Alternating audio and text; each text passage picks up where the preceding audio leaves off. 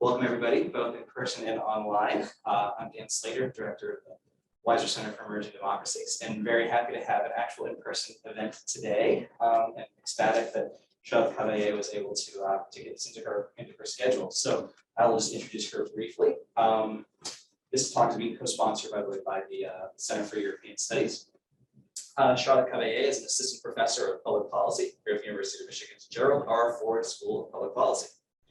Previously, she was a visiting fellow at Princeton University's Center for the Study of Democratic Politics and an assistant professor at Georgetown University's School of Foreign Service. Through her research, which has appeared in the Journal of Politics and the American Political Science Review, Cavaillé examines the dynamics of popular attitudes toward redistributive social policies at a time of rising inequality, high fiscal stress, and high levels of immigration. She is currently turning her dissertation, which received the 2016 Mansur-Olson Best Dissertation Award, into a book manuscript entitled Asking for More, Support for Redistribution in the Age of Inequality. Building on that work, she also studies the relationship between immigration, the welfare state, and the rise of populism. Cavaillé received her PhD in government and social policy from Harvard University in 2014. And we will be having Q&A both here in person, and then for those of you who are watching online, you'll be able to put questions at any time into the Q&A function. Is that right there? That'd be great. Thanks, Derek, for organizing and setting this all up in this hybrid format. And Charlotte, without any further ado, please take it away. All right. Well, thank you. This is exciting. I have not had an in-person talk in over 2 years.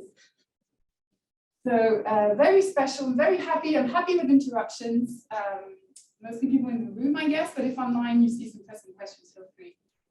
So this talk is based on a book that I need to update the website. The new title, my dean told me my Asking for More was a terrible title. So the new title is actually Fair Enough, A Demand for Redistribution in the Age of Inequality. And so what the book tries to do is to bring into political economy this concept of fairness reasoning. I'm Franco-British and I have issues with the word fairness, which is a bit of a problem. So remember, if you hear fairness or something, I'm still talking about fairness. It's just I have an accent pronunciation problem. And so I'm trying to bring it into political economy. And what do I mean by political economy? For now, I'm just going to describe it or define it as using the tools of econ to study politics, so formal modeling and econometrics. It's not actually the definition I abide by, but just so you have an idea of the type of people I'm engaging with. So to understand what I mean by fairness concerns, fairness reasoning, let's start with a few quotes and slogans. So on the left here, you have a bunch of slogans from the Occupy Wall Street movement. For people who were in the US when this was happening, I was there, that's when I started my PhD. You know, they got a bailout, we got sold out. I participate, you participate, he participates, we participate, they profit. The free market, that's my favorite, keeps giving me the invisible finger. Okay, so this is conveying a perception of the economic system as unfair, benefiting only an undeserving minority who, even when they do bad enough stuff to create, a big recession, they still kind of walk away without any of the consequences other people do. Now let me show you another way to think about fairness concerns, and that's taken out of Ariel Hochschild's book that when Trump got elected, everyone started reading, called Strangers in Their Own Land. Who's read the book? Oh, interesting. Usually I have a large majority. So in this book, she basically goes into the south of the United States and tries to understand why poor people are not more in favor of big government and redistribution. And so this is a quote from the book trying to synthesize the many, many interviews that she's done. And so what does she write in trying to convey what it is that generates the disconnect between poor folks, in this case she was in Louisiana, and redistributive social policies? She's trying to put words in their mouths, summarizing the ethnography. So you see people cutting in line ahead of you through affirmative action plans pushed by the federal government. They are being given preference for places in colleges and universities, apprenticeships, jobs, welfare payments, and free lunches. Women, immigrants, refugees, public sector workers, where will it end? Your money is running through a liberal sympathy sieve you don't control or agree with. So that's another form of fairness.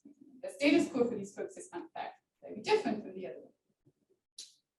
So what am I going to do with this talk? I'm going to talk about this rhetoric that I just described and try to bring it into political economy through conceptualization that I argue is amenable to quantitative research and to comparative research, which is what I do. Most importantly, I'm going to show you how, once you use this conceptualization, you can actually kind of answer the so what question. What does fairness reasoning do to redistributive politics? In this specific case, I'm going to stop at mass attitude. I'm not going to go all the way to policy outcomes because there's so many other things that also matter for policy outcomes. So you should think about this as a talk about how can we conceptualize fairness reasoning to bring it into models of redistributive politics, with a lot of my empirics focusing on attitudes towards redistributive social policy. All right? So what does the status quo look like in the field I'm engaging with, political economy? So how do they conceptualize fairness reasoning? So usually you'll find some version of this. So let me talk you through this graph, and can you guys see if you're at the back? Maybe not, but. So there's this idea that this kind of complementarity with your beliefs about whether or not the world is just, defined in this literature as whether or not effort pays. If you think that effort pays, then you're against redistribution. If you think that effort doesn't pay, then you're in favor of redistribution. So the idea here is effort doesn't pay if you're a liberal, basically. Structural forces explain poverty. You can try hard, but there's all these other factors that you're working against. That means, and that's me actually kind of adding a layer, because the existing literature is not even that explicit about how they think about it. That means that existing income differences are unfair. They're generated by an unfair process. It would thus be fair to increase redistribution, would be unfair to decrease redistribution, given this status quo, and thus I'm going to support redistributive policies. On the conservative side, you get the opposite reasoning, right? So effort pays, it's poor work ethic that explains poverty, income differences are fair, it's unfair to tax, low demand for redistribution. The problem with that approach, which is basically central to two beautiful works in political economy that if you have not read, you should go through. Their theory, the models are pretty complicated. What I like about them is it's one of the few contributions out there that go beyond describing fairness reasoning and actually try to understand how it matters. A pretty complicated paper, I'm not going to get into detail, but basically what's in these papers is this conceptualization. The problem with this conceptualization is that it kind of assumes that these two things go together. That if effort pays, then the rich are deserving and the poor are deserving. If effort doesn't pay, the poor, so, whoever benefits the most from redistribution, immigrants, refugees, African Americans in the US, public sector workers, etc., they are undeserving. If you think that there's structural forces out there, you think that these folks are deserving of redistribution and these folks should be taxed. In practice, however, there's no relationship between these two groups. Okay? So basically what I'm going to argue is that instead of thinking of this kind of unidimensional approach, you need to open things up. Not only do you need to open things up, the two aspects are totally uncorrelated. So what do I mean by that? I mean that if you think, so let me go back here. Here what it is, it's basically the belief that there's a lot of people who are net beneficiaries of redistribution who do not deserve it because they're, the worst case scenario, lazy, free riders, scroungers. The liberal perspective is the opposite. If anything, they're not getting enough of it, they need even more, okay? So these types of beliefs here, what I call reciprocity beliefs, and I explain in a second why, are uncorrelated with what you think, basically about the fairness. In this case, it's going to be the fairness of the extent to which markets are meritocratic. That's the way you should think about this. So bleeding heart liberals that come out of universities, they think most recipients are deserving. If anything, there's not enough redistribution to this group. But if you look at the data, they also think that market institutions are pretty fair, effort pays, partly because they put themselves through higher education, they put in the effort, and they actually think that market income distribution is quite fairly distributed. Can I ask a clarifying question? So are you capturing these as beliefs that are sort of beliefs about the state of the world as people empirically examine it? Or is it more about sort of an idea of values or some kind of Like, to what degree is this founded in what the way they make emphasis about the world as opposed to what their own attitudes are, if that makes sense? So yeah, and so I'm going to explain this in a second. I Okay. think of them as empirical beliefs, Okay. which is conservatives and liberals have similar norms to assess whether or not the status quo is fair. They come to different empirical conclusions on whether or not it aligns with what is fair. Great, thank you. And so basically, once you start doing that, and you combine it with a few more things I'm going to talk about, you can start explaining the structure and dynamics of attitudes towards redistributive policies way better than we've done up to now, I argue. And that's going to be my way of testing the conceptualization, both showing that it's there in the data, but also it has a lot of explanatory power. And of course, the next step is integrating it into our models, et cetera, et cetera. So let's start with the conceptualization. And here I'm going to walk you, like any project that's a conceptualization project, it's kind of constantly go back between your conceptualization and the data. Okay, so we're going to do a little bit of that here. So that can answer the question then. So what is fairness reasoning in the way I conceptualize it? First of all, you need to be aware of what is the data you're using to try to describe the world. We're using survey data, which is it's cheap talk, it's low stakes, okay? And so here, fairness reasoning in this context is understood as follow. I'm looking at a question that's asked to me, and I'm going to pick the fair answer, the one that maximizes fairness. In that sense, I'm using fairness reasoning. I'm reasoning equate to fairness. If I'm not maximizing income, but maximizing fairness, what I'm going to do, I'm going to pick the answer that at least symbolically moves the status quo closer to what is prescribed by shared norms of fairness. If I think the status quo is unfair, I'm going to choose more redistribution because symbolically I'm signaling that I would want policy that moves it closer to the status quo. So the idea that I show in the book is people agree on the norms. They disagree on whether or not the status quo deviates from what the norms prescribe. It's a very simple point, but it's used for measurement strategies. I have found so many papers that ask about the norm and find no variance. And they're like, oh, fairness doesn't matter, it doesn't predict anything. Yeah, there's no variance because everyone agrees on the norm. Of course, I'm simplifying a little bit. There are some disagreements, but not as much as you would think. So what are the kind of norms that we're interested in? So to understand that, and this is where I'm not a political economist, I guess, I'm more of a constructivist as sociologist, I think of norms in interaction with institutions. So a norm is a thing that we use to coordinate among human beings in a specific institutional context.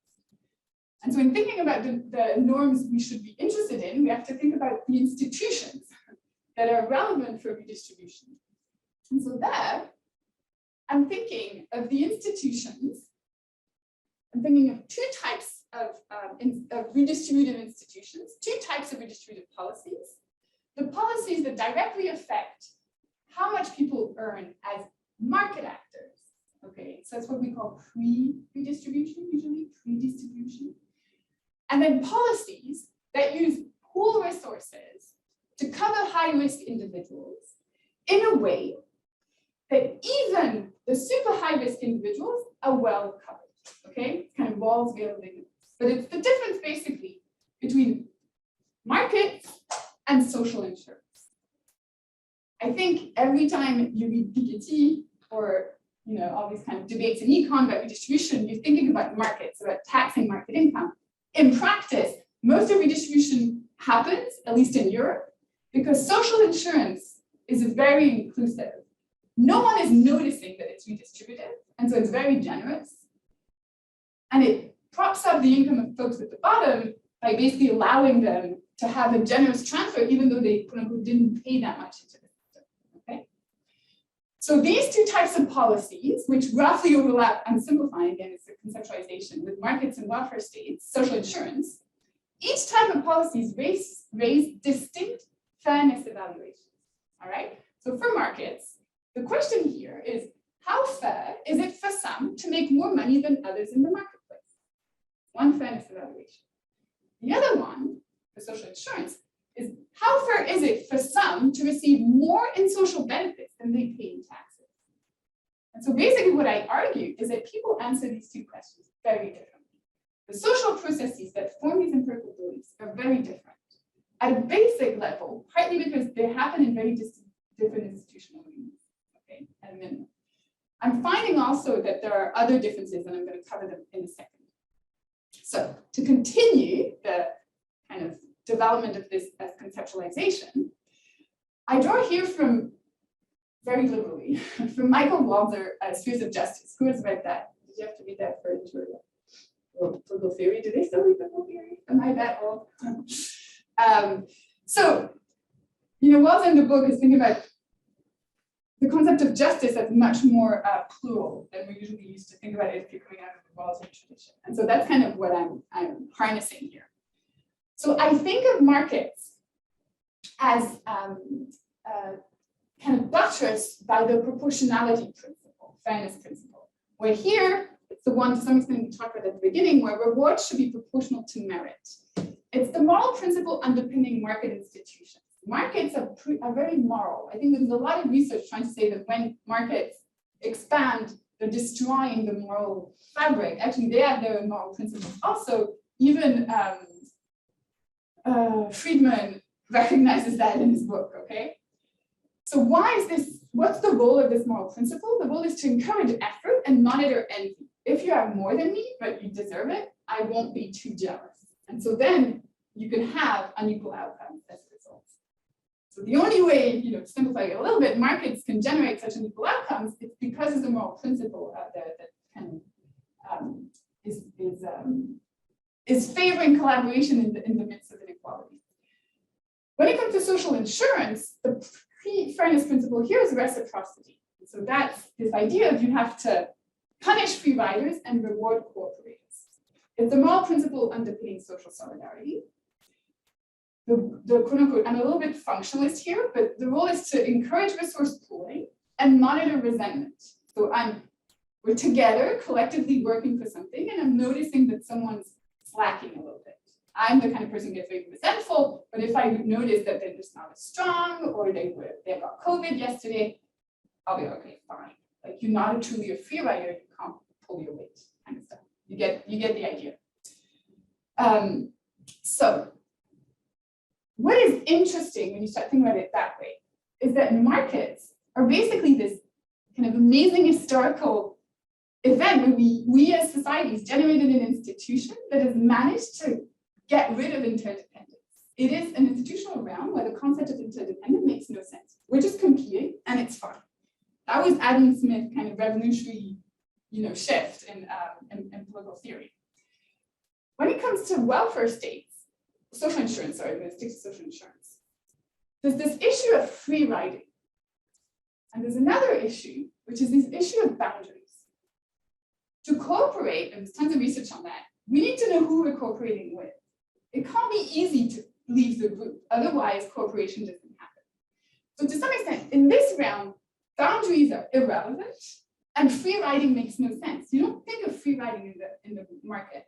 When it comes to social insurance, you've got these two additional features, and that's why I think the beliefs end up being very different, because people reason about free riding very differently, and that doesn't shape fairness beliefs in that realm. I have tons of evidence in the book, by the way, but I'm just kind of walking you through the. If you're interested, just email me and I'll send you the. So again, here, just to, because again, I'm going to give Michael Walzer some benefit. I was reading that, I was like, I see what he means. So he has in Spheres of Justice a chapter on membership that I think kind of captures this relationship between boundaries, reciprocity, and social solidarity. And so here he writes, membership is important because of what the members of the local community owe to one another and to no one else, or to no one else in the same degree. Could be an intensity thing.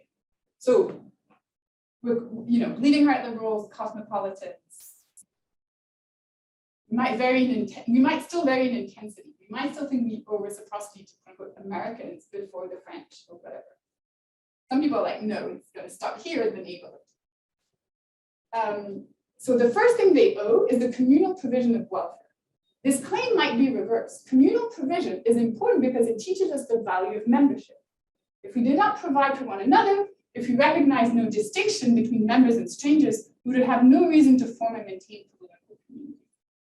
And so I think especially debates on welfare states and immigration, I think for people who have a more universal understanding of who they owe cooperation to, they don't understand why kind of blue-collar folks don't want to share welfare with immigrants. But to some extent, this is what's happening. It's a manifestation of that. And I think the way I think about this is, if the only thing you have to maximize is citizenship, and the thing that gets citizenship value is welfare, and suddenly anyone who shows up can have access to it, it devalues the value of your own citizenship. So I think there's a lot of these dynamics at play that are really important to understand the rise of populism, I think right-wing populism.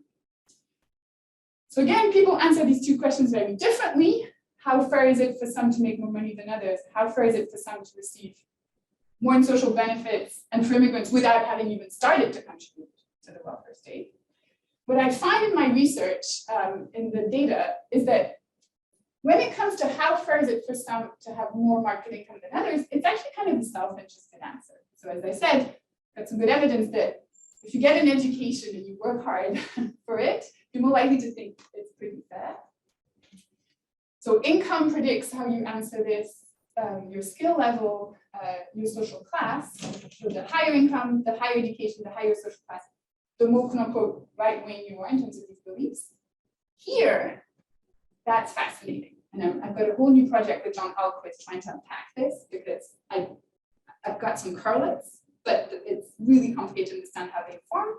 And so the way I'm thinking about this for the moment, these beliefs are correlated with your attitudes towards law and order, attitudes towards gay rights. It's the second dimension. And so I'm thinking of this as some people think about interdependence from an Hobbesian perspective. You know, we kind of need to force people to cooperate because they're going to free ride the minute they can. And other people are more trusting Wolockian. Again, it's not a theory yet. It's just noticing these correlations. So, actually, I'm going to pass this. So let me give you an example here of how it plays out in practice with the case of immigrants, again, that we talked about. So immigrants, as market actors, are actually pretty deserving. The truth is that they work really hard. And so if you ask folks, if you basically ask folks about, you know, some kind of policies that a minimum wage policy, they will have no problem if it benefits immigrants in this context. They're hardworking, they deserve a fair pay. In the context of social insurance, immigrants are problematic because they raise separate concerns about free riding and membership. For some folks, they're not members, they don't even deserve it. Some folks are more kind of Kantian in that sense. And for others, it's the welfare shoppers issue, this issue of moral hazard. It's like, it's not that they don't deserve it, but if we leave it open, everyone will come. And these concerns about moral hazard, again, seem to vary a lot across individuals. So for the rest of the talk, when I'm going to say proportionality beliefs, I'm going to be talking about these empirical beliefs about the extent to which basically market institutions are fair, income differences are fairly distributed, etc. When I'm talking about reciprocity beliefs, I'm talking about beliefs about the prevalence of free riding, beliefs about the extent to which moral hazard is the real problem out there, and more generally, what we usually lump together is the deservingness of net beneficiaries of social insurance. All right, so this is what I mean by these expressions. Everyone's following? Okay. So let me show you a little bit of evidence of this conceptualization, and then I'll show you how helpful I think it is for some puzzles and political economy. So that's my first paper as a grad student in my third year. That's my most cited, and I hope the next ones are going to be as successful. But where basically we're looking with Britain because they're obsessing over redistribution in the welfare state, and so they've collected quite a lot of data. Unfortunately, there's not that many countries that have that kind of data. But they have items that you could think of them as items tapping into reciprocity beliefs and items that you can think of as tapping into proportionality beliefs. And then they have this item that we always use in my neck of the woods to measure demand for redistribution, which is, to what extent do you think it's the government's responsibility to redistribute? Do you think there should be more redistribution, that kind of item? So what I did is I just think of it as a measurement model. You just kind of lump everything in and you're testing for the hypothesis of to what extent are these things correlated. Even if they're not correlated, are the dimensions on which they load correlated enough that, you know, and so you do what you call confirmatory factor analysis, exploratory factor analysis. I'm not going to go into details here, but basically, whatever angle I look, whatever wave of data I look, I find no relationship, okay? Which is what I mentioned briefly at the beginning, which is that having pro-redistribution beliefs on one set does not predict left-wing / pro-redistribution beliefs on the other, okay? For the US, unfortunately, I didn't have enough money at the time, and there's not that much questions on these fairness beliefs. It's a lot of really bad questions on the values and norms, not on the beliefs. And so what I found is the Pew had a bunch of questions that I thought were a good proxy of these proportionality beliefs, asking to what extent you could trust, you know, the most powerful actors in a capitalist economy, business corporations. Do you think they make too much profit, implicitly too much than they deserve? There's too much power concentrated in the hands of a big few companies. Hard work offers a little guarantee of success. This idea of success in life is pretty much determined by forces outside of your control. Again, to what extent effort pays in the market. And so all these things load on the same dimension, no problem here. And then I found this one way where they asked about, do you think poor people have become too dependent on government assistance programs? So the idea here is, I think implicit in this question is this issue of moral hazard, okay? One is too dependent because they don't deserve it, but I think a lot of it is also, if you give them too much, people are gonna start free riding, okay? And so then what I do here is I take the first block of questions, give individual scores to individuals, and then I look at the average individual score, and then I bin them, and then I look at how do they answer this too many benefit questions. So basically no relationship, okay? So knowing how you think about big business, about effort paid, says you nothing about how you answer this question, okay? The one thing that's interesting that I didn't highlight in the previous slide, so if this is basically the fairness beliefs that shape how you think about redistributive issues, the proto-ideology. So there's a big debate in American politics that nobody's ideological. My position is that's a proto-ideology. Everyone has some form of fairness belief. They're not totally coherent. I'm simplifying a little bit, but still, people, if you push them, will take sides at some point. And so in that sense, they're ideological. That's kind of my position.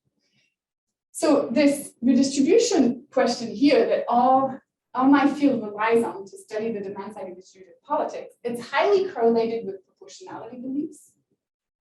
It's not correlated with reciprocity beliefs, okay?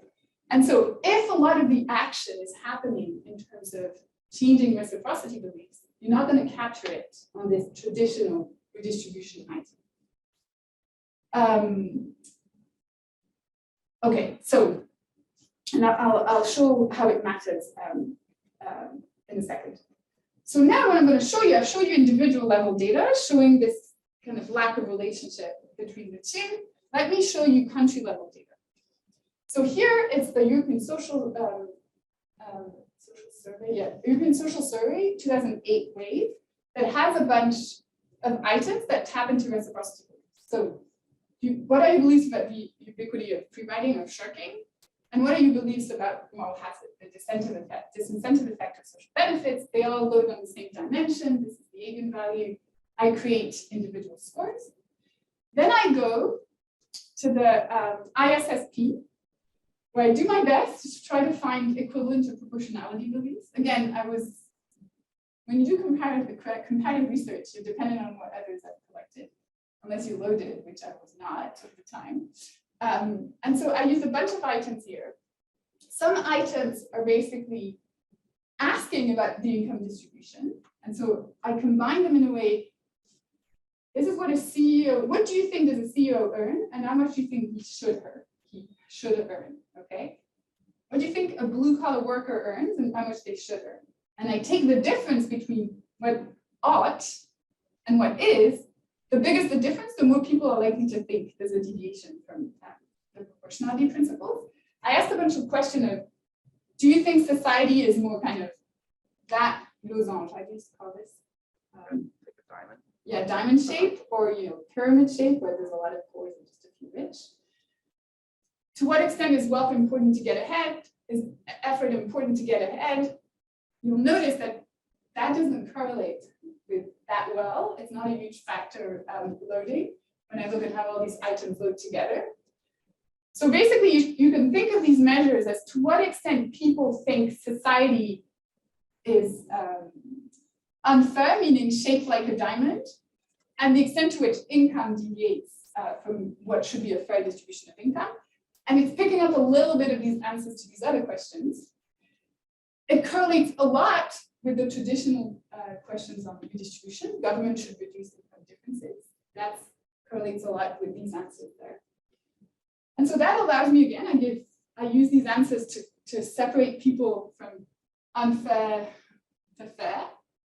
And then I plot the two, reciprocity beliefs here and proportionality beliefs here by country. And so what shows up here?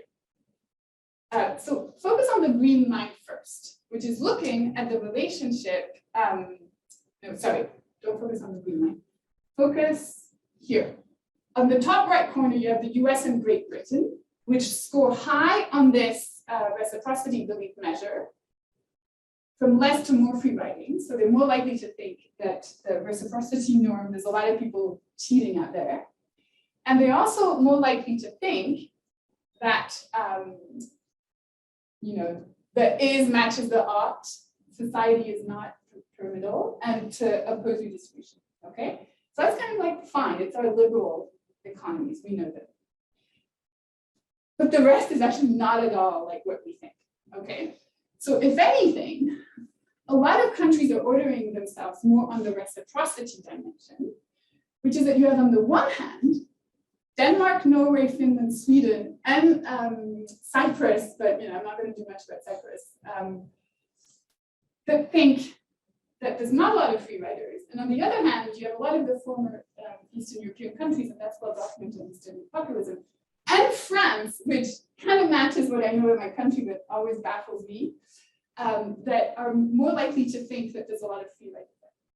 But then if you bring in the proportionality dimension, where the French are different from the Americans and the Brits, is that they think everything's unfair, okay? Even according to the proportionality norm. And if you look at the Gilets jaunes movement through that lens, you'll see that they could have gone both ways. They could have gone far right, anti-immigrant, kind of anti-poor, but they went anti-Macron, anti all these tax releases on the rich, and against the government in a way that actually tapped more into these proportionality beliefs and these reciprocity beliefs. Scandinavian countries, they think everything's fair, which is kind of true. They've got more redistribution happening, right? But they're also very trusting. And when you think about it, it totally fits with flex security. The only way you can actually have such a large welfare state is if you trust that not that many people are free riding. And so I always laugh, well, not if I laugh, but economists on and on are saying France should introduce flex security as a way to decrease its unemployment.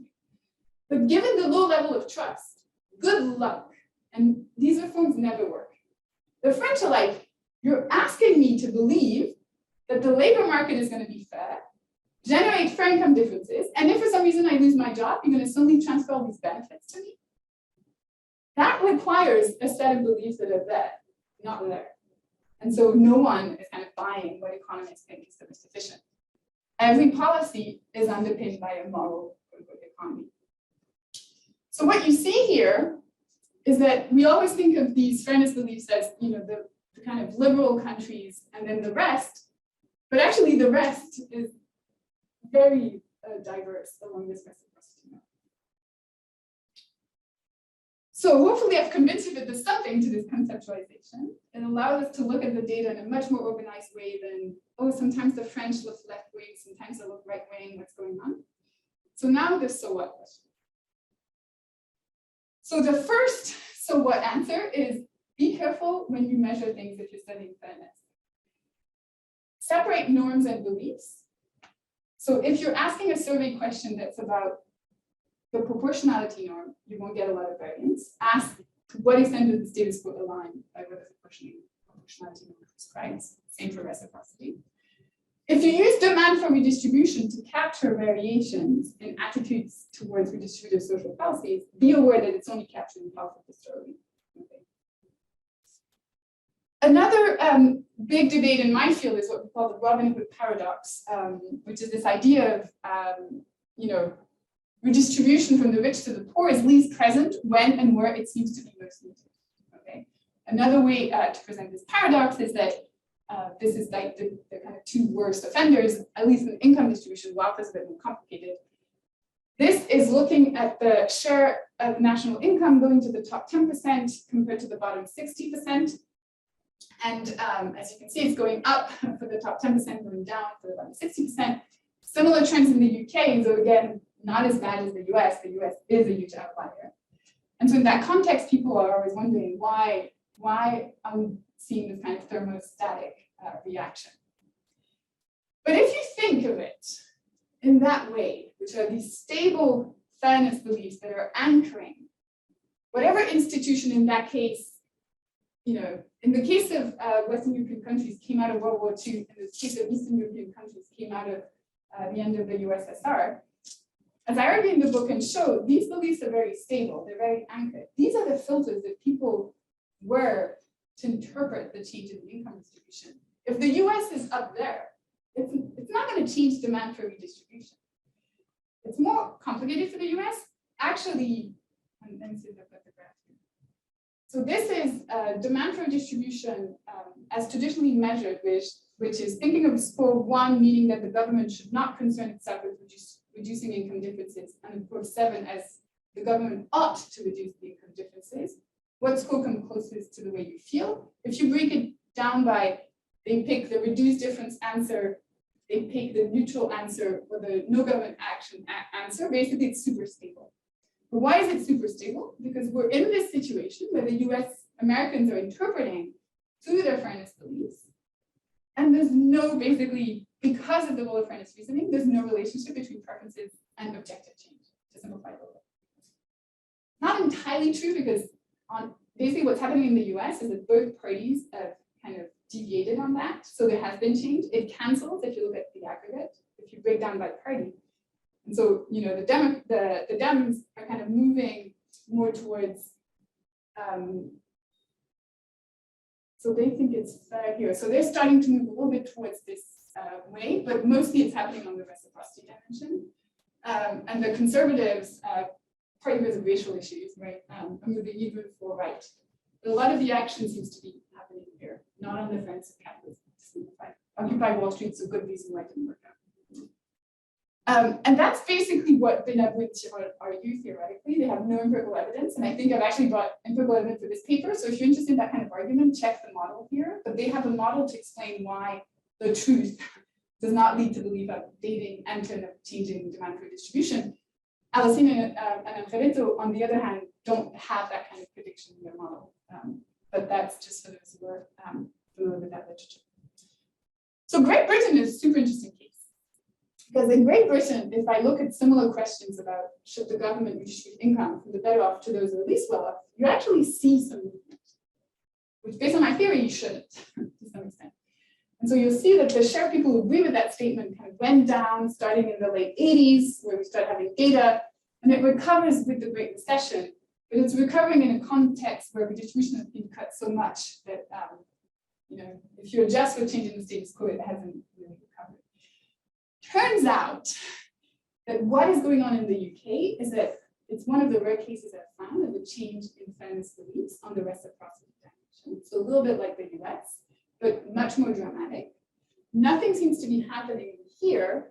Remember that I told you that this traditional item correlates with these beliefs, not these. So why am I seeing movement there? There was an ordering issue in the survey. Basically, right before people answer this question, they're asked to ask questions about pre-writing on report, welfare recipient sheets, etc. And so once you look at survey data that doesn't have that problem, which is the British election study, you realize that support for distribution is relatively stable in the UK, measured that way. that decline, again, is because of this change in beliefs about the prevalence of free riding. And so why is that? In the book, I argue that there's a lot of elite top-down elite messaging. So here, what I'm showing is that these beliefs, you can see when the Labour Party came to power, they became more conservative. There's a drop, and it's been well documented that basically Tony Blair changed the way Brits think about these issues. However, there's a demand side also, which is folks, British society seems much more law and order oriented. It shows up like this on all surveys. And so that kind of rhetoric was already kind of leading a pretty welcoming substrat of the British. So what are the implications? And I'm nearly done. So it helps explain stability and change. So Friends beliefs, you should think of them as anchors. You should think of attitudes towards redistribution as a combination with Friends beliefs as relatively stable because they're kind of systems in equilibrium until they're not, right? As usual. And so how does change happen? You need to have massive disruptive events. So I show how after World War II is basically so, you know, not great for British politics in the US, I guess. Another way is it was a disruptive event combined by a renewal of elites, where new elites came in with new rhetoric at a time where, you know, simply put, business interests had collaborated, and the new elites, communist parties were in power in a lot of European countries, were at least a credible alternative, and they were kind of pointing to the lack of deservedness of business interest. There's some institutional amplification I document in the book, which is that proportional representation systems, it's much harder to change beliefs because every time a party moves on that, there's another one that shows up to counter the message. In majoritarian system like Communal, it's much easier. But even then, it's really hard. Like the instances of change are pretty rare. The UK was the other one. So of course, what about material self-interest, which is the main argument in my line of work? All our models are built on that. And so it shows up in two ways. Proportionality beliefs are not randomly distributed. They're shaped by your self-interest. What is most interesting is the following. Politics, at the end of the day, is a low-stake issue because you don't know how you're going to be affected. So you're taking symbolic positions all the time. You take a symbolic position as a function of your fairness beliefs. However, sometimes stakes are really high, and there you revert to a more self-interested position. So once you think about it that way, which is the anchor is fairness beliefs, and the variation around this anchor is best explained by self-interest, you can explain quite a lot of the variation. And so I'll just do one last example. So this is, I forgot what this is actually. Yeah, this is the difference in income between, I think it's the top 10% and the bottom 10%, or the bottom 20%, I can't remember. But it's kind of capturing the increase in spread of the income distribution, and that's the US. Again, the US is a total outlier. So a lot of, when I got to the data, I was wondering, okay, if this is happening, even if on average it's stable, income should be increasingly a predictor of your attitudes towards redistribution. At least the way change is happening is not random. The rich are like, don't tax me against, and the poor are like, please tax them, and they're going more in favor. Not at all. The income gradient on this question is actually going down over time. And why is that? So if you believe my theory, symbolic politics, only the rich have the luxury of behaving symbolically according to their fairness beliefs. The poor are like, I don't want welfare to go to the poor, to undeserving poor. However, I might be a welfare recipient. So I revert to a more self-interested position. So to some extent, the most rational folks are the poor, the most irrational are the rich, especially rich Democrats. Okay, so they have the type of fairness beliefs that make them highly supportive of redistribution. And because for the past 3 decades they haven't been taxed, basically, for the price of redistribution, they can wave this symbolic flag.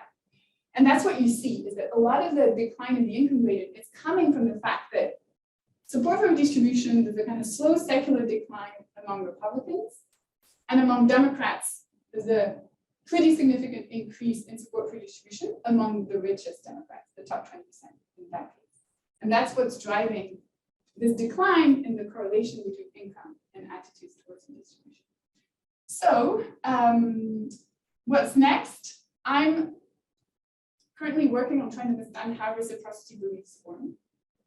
And I'm happy to talk about that if some folks are interested. And also interested in the role of institutions in kind of amplifying or mitigating the amount of global change. All right, I'm done.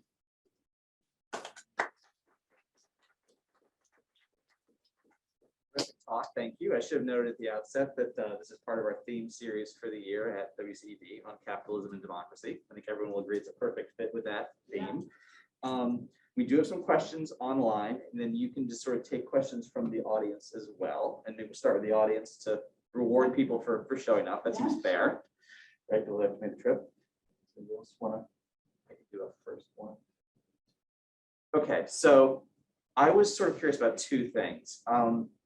So this issue of social solidarity, and in particular, how does it relate to what we might think of as the difference between nativism and cosmopolitanism? Okay, so do we think of nativism and cosmopolitanism as something that's sort of prior to this kind of formation, or something that you think is being caused by these different attitudes? Because I was struck by this claim you made when you said high levels of belief in social solidarity lead to more resentment against immigrants, right, on the question of redistribution. But it seems to me that depends on how social solidarity is defined. If one is social solidarity but it's cosmopolitan, then you'd say, well, you'd want more. So I was just sort of curious whether, again, you think you're typing things that cause those cosmopolitan nativism, or whether or not those are sort of parameters in a way that shape these. Let's see if I have. And kind of relatedly, I wanted to sort of put the Gwyneth McClendon question on the table. So does this explain both desire for gains and desires to punish others? Is it basically symmetrical, or does it sort of, or is there anything in your survey evidence that suggests this shapes people's desire to see others do worse? No, that's, I should go back to Gwyneth stuff actually, because it's envy's right there in the slide, right? But I'm so I don't fully agree with her, I guess. So, and she was visiting Harvard at the time, and so I didn't want to engage because I didn't upset or so let me on your first point. So basically, so that's what I'm going next with. And so and I agree with you in this great work by Ben Anke showing, so he calls it, I'm interpreting his result through my framework, which is that where some folks again have a boundary of where solidarity applies is much further away than others. And so I guess my point was more saying, so relates to your question. So how does that connect? And so to some extent, there's kind of two conceptualizations. One is, it is this apolitical thing out there that we're more or less, we differ in who we're willing to cooperate with. I don't really believe in these types of apolitical, because you're basically making a claim about personality types, and I'm always a little uncomfortable. I guess what I'm willing to say is that it's not that a country that has high level of trust. So let's take Denmark or Scandinavian countries, high level of trust that the system's citizenship gives you direct access to benefits. That is more likely to trigger that kind of welfare chauvinism that we observe. However, that is more likely for the folks for whom putting that boundary is valuable. And there's two sources. One is fiscal, they're concerned, and I'm not finding any evidence of fiscal concern for the moment. And the one is symbolic, which is the only thing I have over immigrants is I'm a citizen that gives me access to welfare. And so even if they can't articulate it that way, the sense of moral outrage that immigrants have direct access, when as a bleeding heart rural cosmopolitan, this is not where I derive my pride, right? I derive my pride from other things. And so I always think, okay, I derive my pride from being a scholar. What could you do to trigger the same reaction? And that's the way I like to think about it. And so for reciprocity, I don't know. For proportionality, if you were to, put my courses online and have someone in India teach it, I don't know what you would get out of me. I think it'd be a little ugly, to be honest. So that's what I mean. It's more folks care about citizens, folks at the lower level of the social ladder care about their citizenship and the symbolic goods associated to it. And so to see outsiders get access to the triggers, material self-interest concerns, but also fairness concerns. More for them, even though they're all in the same country. Does that answer your question? That's great. That's great. And then your second question? But this Oh, no, winner. you Yeah, perfect, winner stuff. So I'll, something to think about. Yeah, something yeah, to think no, about, the right. symmetry of it. Actually, I have a question because you usually treat the belief as the anchor of your theory. In your theory, the underlying assumption seems to be that if we need to create or reform a redistribution institution, we need to wait for the changes in belief of mass of the people. But how does the institution itself, I mean, affect the beliefs in the other way? How do you treat the interaction between the beliefs and the institutions? No. So yeah, and again, this is like it's the beauty of the world, right? So the reason why, even though you have most likely haven't met them, I talk about these theory papers, is that I think there are beautiful theory papers that show that things are in equilibrium and complement to each other, and thus kind of moving out of an equilibrium is hard. They don't know how you get there.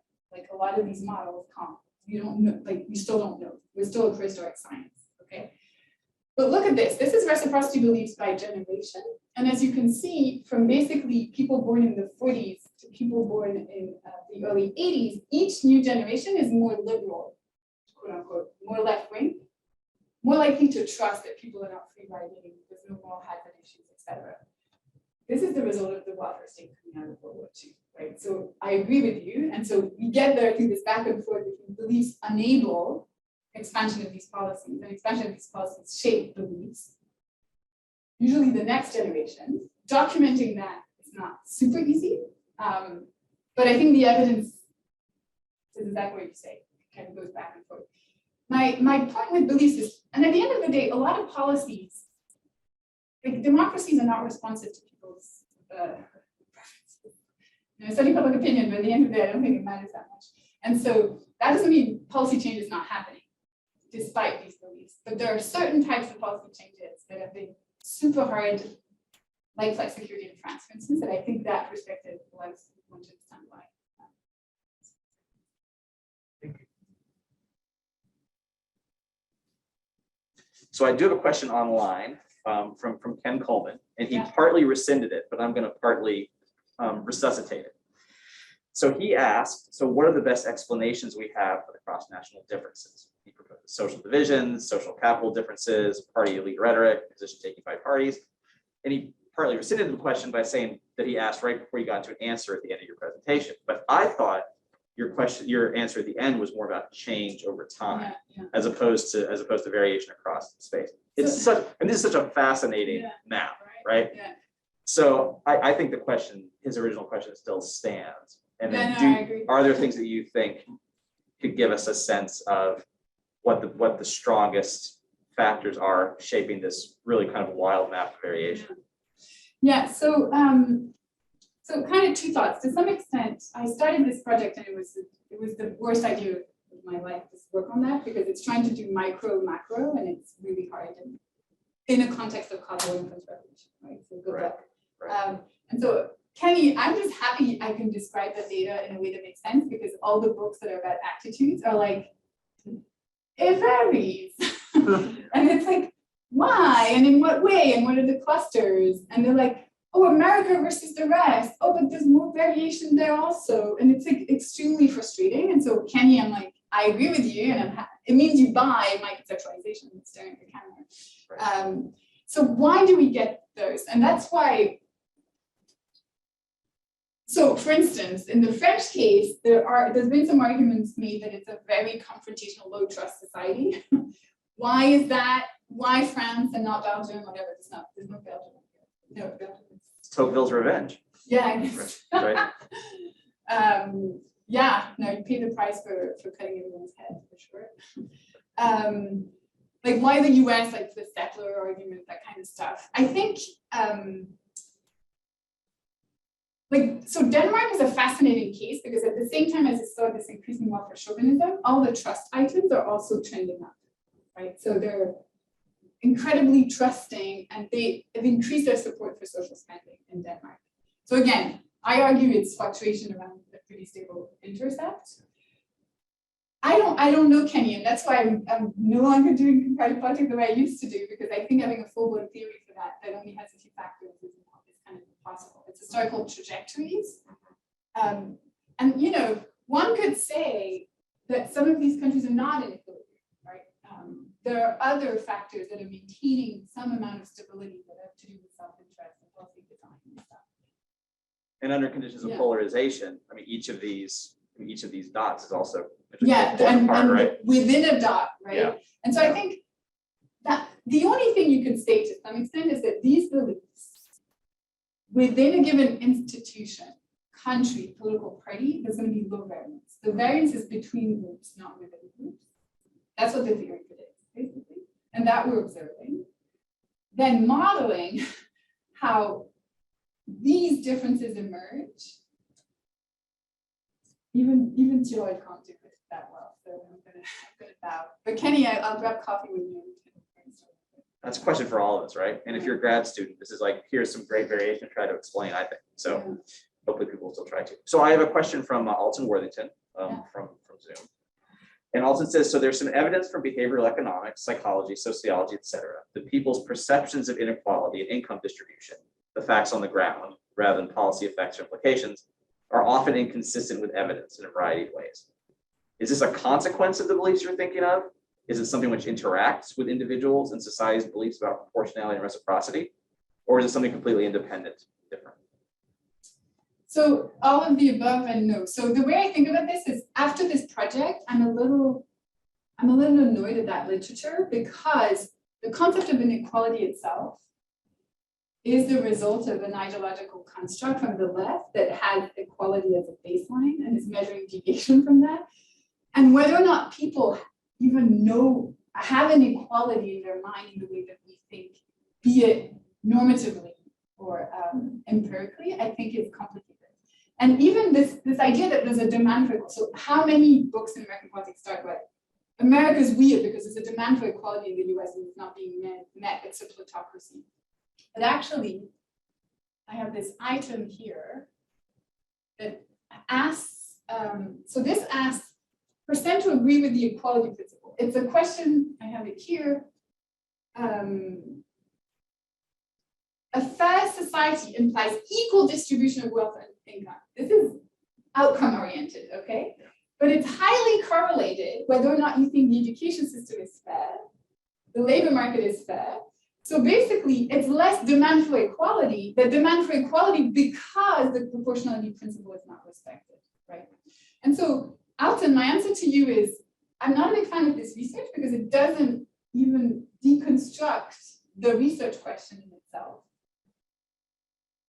Then, if I take it for what it is, I do think that these fairness beliefs are likely shaping perceptions of objective inequality. Why? Because when you witness income differences, you can find ways to justify them. And so you're going to pick up on the signs that this is a car from a rich guy who really worked hard for his company, right? Versus me, the lefty, I'm always like, yeah, but you got a government grant, right? And so there's no truth here. So I love it when I talk to leading heart liberals. Oh, my grandmother, she thinks it's all these scroungers out there. But then I give them evidence in econ that shows that if you increase benefit generosity, people put less effort into work, into looking for a job if you're an employee. And they're like, no, they're not putting less effort. They're really working hard at finding the good job. I'm like, dude, you're doing exactly like your grandmother on this. That's my whole point. That the point is not about some truth out there. It's core to the democratic debate we're having on these issues. And we'll never agree to some extent. Why? We don't really know how these differences emerge. Okay, we've got a question from your friend and mine, John Tricciari from Boston School. And he even starts by saying, great talk, Charlotte. So he, John, he actually types that, great talk, Charlotte. And he says, he's asking, how much do we know about the effect of migration on levels of trust over time in particular countries? And do we know much about how immigrants as a class tend to adopt the attitudes of the societies to which they migrate? That's a great question. Yeah. And you know what? So the first part, we don't know much because these reciprocity beliefs, there's not that many longitudinal surveys that ask about them. It's just the UK. And I have been trying to get all the geocodes for the surveys going back to the 80s to kind of match at least the local diversity, and they won't give me the data.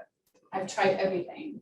The British government is really annoying. So I would have to follow the FOIA with the Freedom of Information Act. Right. But because there is an official way which I could get them if I pay basically 20K, I might not break through. So I don't know for the first question.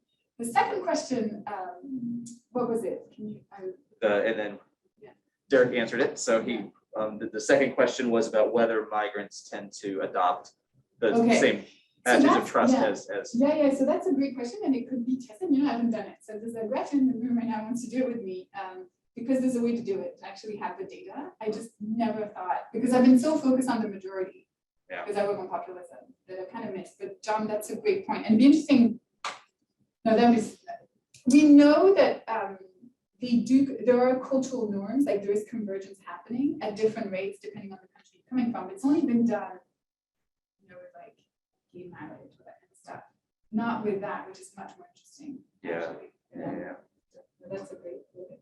I want to put you on the spot. Isn't this something you've been looking into a little bit? A little bit. I mean, because one thing I'm wondering about is, especially these migrants who come in and then do get the citizenship, right? Are they kind of adopting these, you know, so now we're kind of part of this membership that you're describing, and we want to kind of exclude further migrants, right? Because even that graph you showed about redistribution, it changes in the 70s and late 60s, right? When we see these big waves of migration happening.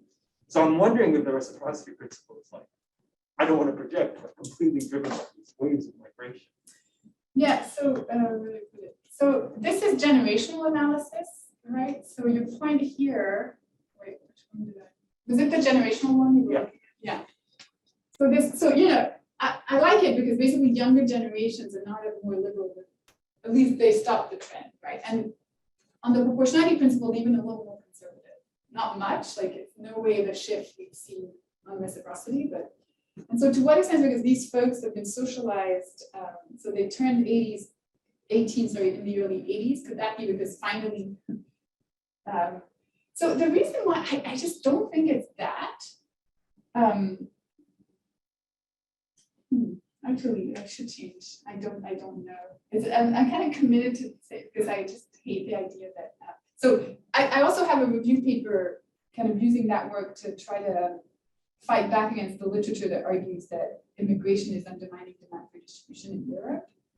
One is the self-interest story, which is that even if they don't like it, they're not going to cut the branch they're sitting on. The data is clear on that. And the other one is if it's going to do anything, it's going to more about having less immigrants come in than turning people against the distribution. Like it's so obvious, but it hasn't really been clearly said. Whether or not reciprocity beliefs in the UK are driven by that, I would need the geocodes, because there was two things happening: the increasing spolitization of immigration under the first and second Labour government. So yes, and there was an increase in immigration. I do think that the shock of EU enlargement, and all the polls coming in, 8 million came in, 1 million stayed. But the white and Christian, so, you know, it's, however it works, it's not about ethnicity as traditionally defined, at least in that literature, it's all about the other in that way. They're not Muslim. And they speak English really fast. Women work, you know, they don't. And so that's why I think that mattered. Again, I tried to have the data and they didn't give it to me. I wanted to see if competition, if areas where your local GP was more saturated because more people moved in were actually areas that voted Brexit more, but I couldn't get into it. So if you're interested in that topic, please reach out to me because I'm sitting on this data that I think at least a grad student would have a lot of fun with. I just need to move on at this point. You two should definitely talk more. Sure. Thanks, Dave. Right, calling you out, but also trying to help you out. Well, okay, so this is fantastic, and I should just also say this is sort of a great occasion for us to actually welcome you properly to Michigan, because I feel like you got here right when COVID hit, and you've been here, but we haven't really been able to welcome you here. So it's amazing to have you here on the faculty, and hopefully be see you here for a lot more events in the time to come, especially as we finish our year on capitalism and democracy. Hopefully, lots you'll find of interest. So yeah, thank you. Thank you. This is great. Feels like back in the game. Great. Thanks everyone for coming both on Zoom and in person. And thanks as always to Derek Groom for putting it all together. Thank you, Derek. Great.